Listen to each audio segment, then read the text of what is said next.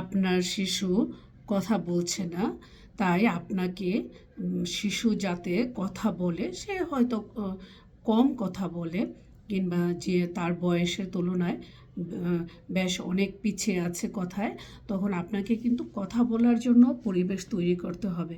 তো অনেকে বলতে পারেন কথা বলার জন্য কেমন করে পরিবেশ তৈরি করব, তাদের জন্য আমার এই ভিডিওটি। যে আপনার বাচ্চা পানি খাচ্ছে, সে হয়তো ইশারায় বোঝাচ্ছে কিংবা জগ দেখিয়ে দিচ্ছে কিংবা গ্লাস দেখিয়ে দিচ্ছে। তো আপনি তখন তাকে বলবেন, তুমি বলো পানি দাও, পানি দাও।